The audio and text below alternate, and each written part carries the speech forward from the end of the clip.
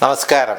ഞാൻ വാസ്തുവിദ്യ അനുസരിച്ചിട്ട് കേരളത്തിൽ ആദ്യമായിട്ട് ഒരു സ്ഥാപനം തുടങ്ങിയ ആളെന്നുള്ള രീതിയിൽ ആദ്യം ഈ വാസ്തുവിദ്യ എന്താണെന്നും അതിൻ്റെ പ്രാധാന്യം എന്താണെന്നും ആ വാസ്തുവിദ്യയിൽ പുരാതന കാലം മുതൽ ആധുനിക കാലഘട്ടം വരെ വാസ്തുവിദ്യയെക്കുറിച്ചും അതിൻ്റെ പഠനങ്ങളെപ്പറ്റിയും അതിനെ അടിസ്ഥാനമാക്കിയിട്ടുള്ള ഗ്രന്ഥങ്ങളെപ്പറ്റിയും നമ്മൾ നോക്കാതെ ഈ വിഷയം എന്തെങ്കിലും രീതിയിൽ നമ്മൾ മുന്നോട്ട് കൊണ്ടുപോയിട്ട് കാര്യമില്ല. അപ്പോൾ ഇന്ന് ആധുനിക യുഗത്തിൽ പഴയതുപോലെ അല്ല. വാസ്തുവിദ്യയെക്കുറിച്ച് ധാരാളം ഗ്രന്ഥങ്ങൾ ഉണ്ടായിട്ടുണ്ട്. അതുപോലെ തന്നെ ഇന്ന് സോഷ്യൽ മീഡിയ സജീവമായ സ്ഥിതിക്ക് ഈ വാസ്തുവിദ്യയെക്കുറിച്ച് നമുക്കിന്ന് വളരെയധികം ശരിയും തെറ്റും, ശാസ്ത്രവും വിശ്വാസവും അന്ധവിശ്വാസവും ഇങ്ങനെ ഇത് കൂടി കലർന്ന് ഒരു വല്ലാത്ത അവസ്ഥയിൽ പോകുന്ന ഒരു കാലഘട്ടമാണ്. അപ്പോൾ ഞാനിത് എൻ്റെ ഒരു മഹത്വമായിട്ട് ഒന്നും അല്ല പറയുന്നത്. 1995 വാസ്തുശാസ്ത്ര പ്രകാരം ഒരു ഗൃഹനിർമ്മാണം യാദൃച്ഛികമായിട്ട് ഞാൻ ആരംഭിക്കാൻ ഇടവന്ന ഒരു വ്യക്തിയാണ്. അതിൻ്റെ ബാക്കി കാര്യങ്ങളൊക്കെ ഇതിൽ വീഡിയോയിലൊക്കെ ഞാൻ പറഞ്ഞിട്ടുണ്ട്, അതുകൊണ്ട് റിപ്പീറ്റ് ചെയ്യുന്നില്ല. അതുകൊണ്ട് എൻ്റെ പ്രധാനപ്പെട്ട ഒരു കർത്തവ്യം എന്നുള്ളത് വാസ്തുവിദ്യ എന്താണെന്നും അതിൻ്റെ ശാസ്ത്ര അടിത്തറ എന്താണെന്നും അത് ഏതൊക്കെ ഗ്രന്ഥങ്ങളാണ് നമുക്ക് ഭാരതത്തിലും കേരളത്തിലും ഉള്ളതെന്നും അത് യഥാർത്ഥത്തിൽ വാസ്തുവിദ്യയെക്കുറിച്ച് ഈ ഗ്രന്ഥങ്ങളിൽ എങ്ങനെയാണ് കാര്യങ്ങൾ പ്രതിപാദിക്കുന്നതെന്നും നമ്മൾ സമൂഹത്തോട് പറയാനുള്ള ഉത്തരവാദിത്വം എനിക്ക് ഉള്ളതുകൊണ്ട് മാത്രമാണ് ഇങ്ങനെ ഒരു വീഡിയോയിലേക്ക് ഞാൻ പോകുന്നത്. അപ്പോൾ ഞാൻ ആദ്യമായിട്ട് സൂചിപ്പിക്കുന്നത് വാസ്തുവിദ്യ എന്ന് പറഞ്ഞ ഒരു ശാസ്ത്ര ശാഖയാണ്. നമുക്ക് പണ്ട് പുരാണങ്ങളിൽ തന്നെ 4 വേദങ്ങളുണ്ട്. ആ 4 വേദം ഋഗ്വേദം, യജുർവേദം, സാമവേദം, അഥർവവേദം. ഇതൊക്കെ എല്ലാവർക്കും അറിയാമെങ്കിലും ഒന്നുകൂടി ഞാൻ അതിലേക്ക് കടന്നു പോകുന്നു. കാരണം ഈ ശാസ്ത്രത്തെ ഒന്ന് പരാമർശിച്ച് പോയില്ലെങ്കിൽ അത് തെറ്റിദ്ധാരണ പരത്തുന്ന ഒരു രീതിയിലേക്കായിരിക്കും അത് പോകുന്നത്. കാരണം വാസ്തു ഗ്രന്ഥങ്ങൾ എഴുതിയ കാലഘട്ടവും അത് ഇന്ന് കാണുന്ന രീതിയിലേക്ക് വികസിച്ചതിൻ്റെ പിന്നിലൊക്കെ ഒരുപാട് ചരിത്രങ്ങളൊക്കെ ഉണ്ട്. അതിൽ നമ്മൾ പോണതിന് മുമ്പ് ഇതിനെപ്പറ്റി നന്നായിട്ട് പഠിക്കുകയും നന്നായിട്ട് അറിവ് സമ്പാദിക്കുകയും ആ കിട്ടുന്ന അറിവിൽ നിന്ന് അത് പ്രായോഗിക തലത്തിൽ കൊണ്ടുവന്ന് നമ്മളത് ഉപയോഗപ്പെടുത്തുമ്പോഴാണ് ആ ശാസ്ത്രത്തെ പറ്റിയുള്ള ഗുണവും ദോഷങ്ങളും നമുക്ക് മനസ്സിലാവുന്നത്. 1995 KSRTCയിൽ ഒരു ജീവനക്കാരായിരുന്ന ഞാൻ യാദൃച്ഛികമായിട്ടാണ് ഈ മേഖലയിലേക്ക് കടന്നു വന്നത്. അത് നേരത്തെ ഞാൻ സൂചിപ്പിക്കുന്നു. അതിനുശേഷം എനിക്ക് ഈ ശാസ്ത്രശാഖ കൈകാര്യം ചെയ്യാനുള്ള ഒരു സാഹചര്യം ഉണ്ടായപ്പോൾ ഞാൻ അത് എൻ്റെ ഒരു വളരെ ഇതായിട്ടുള്ള ഒരു കർത്തവ്യമായിട്ട് ഏറ്റെടുക്കുകയും അത് അന്ന് മുതൽ ഇന്ന് വരെ ഈ 24 വരെ അപ്പോൾ 30 വർഷക്കാലം ഈ മേഖലയിൽ എൻ്റെ പഠനവും പരിചയവും ഞാൻ വരച്ച പ്ലാനുകളും അതിൽ പണിത വീടുകളും അതുപോലെ തന്നെ ക്ഷേത്രങ്ങളും മറ്റ് കാര്യങ്ങളുമൊക്കെ ഞാൻ ഇതുവരെ ചെയ്ത അനുഭവ സമ്പത്ത് ഈ സമൂഹത്തോട് അല്ലെങ്കിൽ ഈ വിശ്വാസ സമൂഹത്തോട്, ഇതിനകത്ത് വിശ്വാസികളുണ്ടാവാം, അന്ധവിശ്വാസം, അതൊക്കെ അതിൻ്റെ വഴിക്ക് അങ്ങ് പൊയ്ക്കോട്ടെ.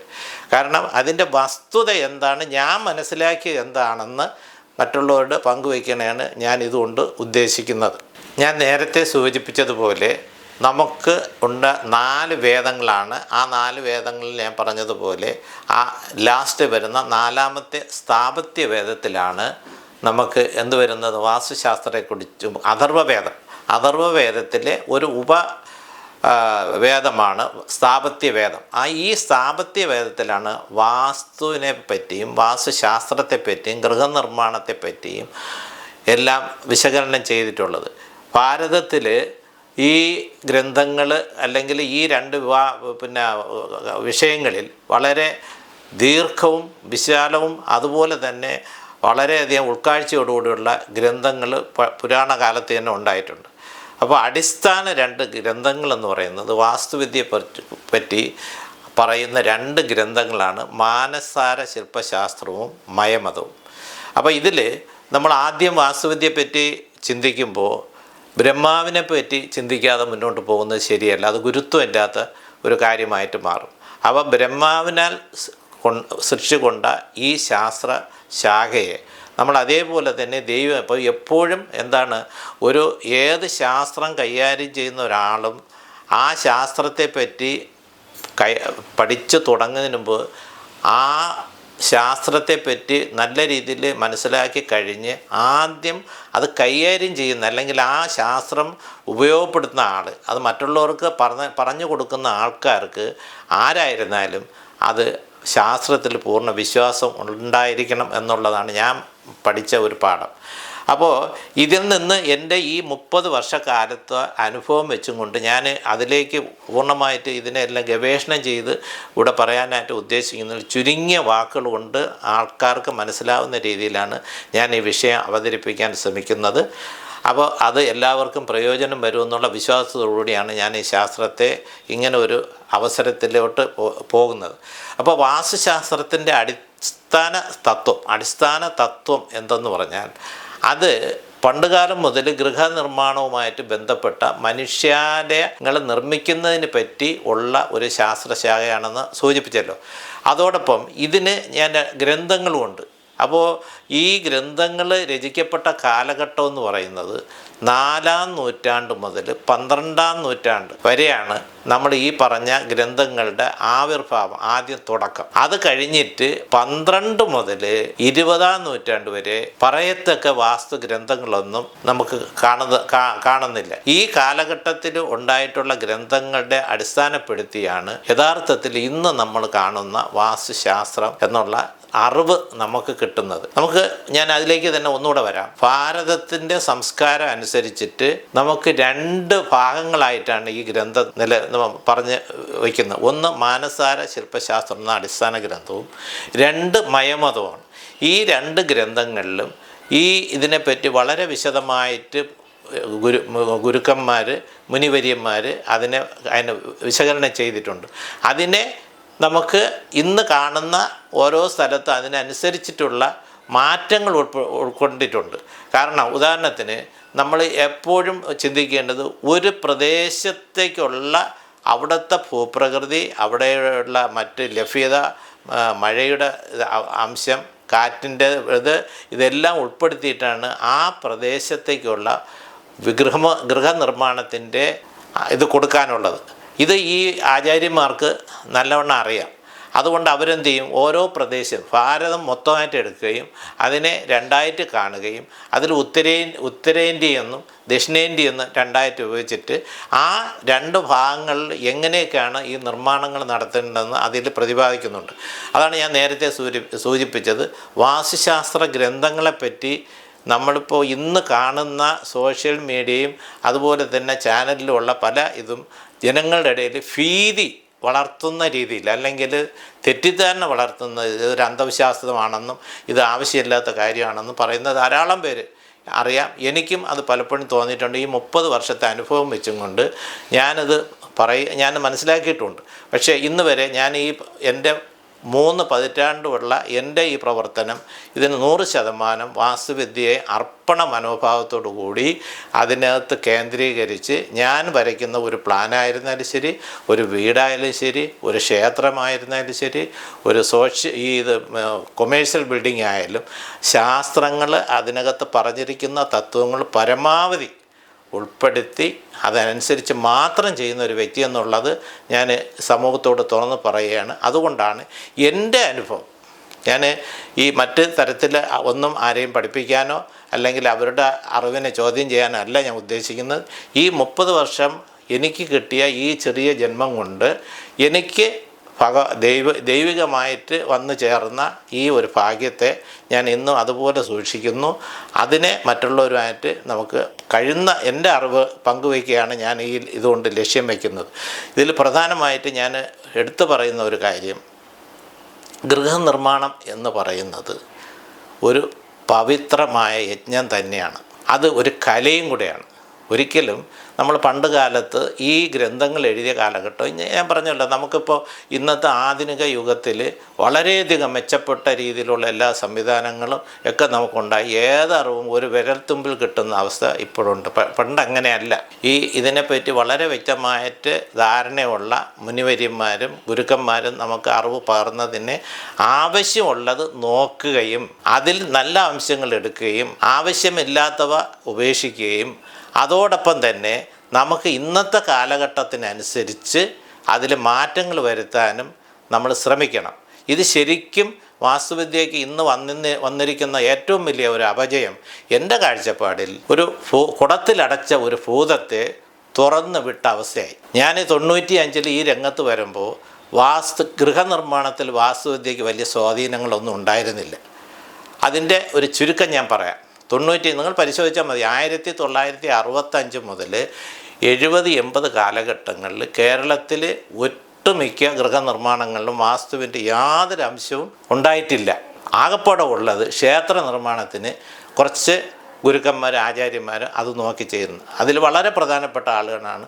അന്ന് പണ്ട് മുതലേ അറിയാമല്ലോ, ഇവർക്കൊക്കെ ഇതിനകത്ത് ഓരോ ഇതുണ്ട്, അവരുടേതായ മേൽക്കോയ്മകളുണ്ട്. അപ്പോൾ അതിൽ കാണിപ്പുയൂർ ശങ്കരൻ നമ്പൂതിരിപ്പാട്, പയ്യന്നൂർ കേശവാചാര്യ, ഗണപതി സ്ഥപതി, ഇങ്ങനെയുള്ള ഗുരുക്കന്മാരെല്ലാം ഇതിനകത്ത് ഉൾപ്പെട്ടിട്ടുണ്ട്. അവരായിരുന്നു ഇത് കൈകാര്യം ചെയ്തുകൊണ്ടിരുന്നത്. അത് കഴിഞ്ഞിട്ട് ഈ 95 നിമിത്തമായിട്ട് ഞാൻ ഈ രംഗത്ത് കടന്നു വരികയും 1996 ആദ്യമായിട്ട് നിർമ്മിതി ഗുരുകുലത്തിൽ ഇന്ന് നമ്മളെ പശ്ചിമബംഗാൾ ഗവർണറായിരിക്കുന്ന ആനന്ദ ബോസ് ഡയറക്ടറായിരുന്ന നിർമ്മിതി ഗുരുകുലത്തിൽ വാസ്തുവിദ്യയെക്കുറിച്ച് ഒരു കോഴ്സ് മനോരമ പത്രത്തിൽ കണ്ട് ആ അപേക്ഷ ഞാൻ കൊടുക്കുകയും 20 വിദ്യാർത്ഥികൾ, അതിൽ എൻജിനീയേഴ്സും ആർക്കിടെക്റ്റും കൊടുക്കുന്ന 20 വിദ്യാർത്ഥികൾ ഒരാളായിട്ട് ഞാൻ തുടങ്ങുകയും ചെയ്തു.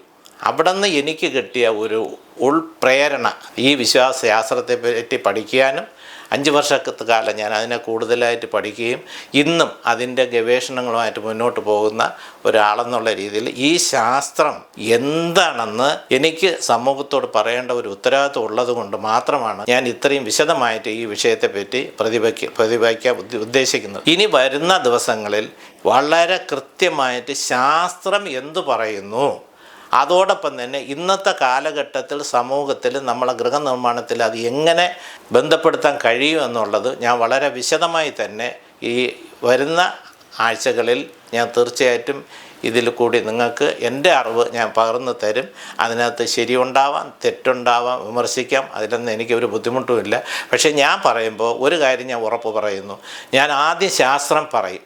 ആ ശാസ്ത്രത്തിൽ ഏത് ഗ്രന്ഥത്തിൽ എവിടെയാണ് ഈ വിഷയം പറയുകയും അതോടൊപ്പം പ്രായോഗിക തലത്തിൽ അത് എങ്ങനെ നമുക്ക് വരുത്താൻ പറ്റും എന്നുള്ളതും സൂചിപ്പിക്കും. അപ്പോൾ പിന്നെ അത് സമൂഹമാണ് അത് ശരിയും തെറ്റും തിരഞ്ഞെടുക്കേണ്ടത്. ഉദാഹരണത്തിന് ഞാൻ പറഞ്ഞു നിർത്താം. നമ്മൾ ഇന്ന് ഏത് യൂട്യൂബ് ചാനലിലായാലും ഒരു ചാനലിലായാലും ഒക്കെ ഉണ്ടായാലും ആദ്യം വാസ്തുവിദ്യയെപ്പറ്റി ധാരാളം ആളുകളുണ്ട്. അവരാരെയും ഞാൻ വിമർശിക്കുന്നില്ല, അതിനുള്ള സ്വാതന്ത്ര്യം എല്ലാവർക്കും ഉണ്ട്.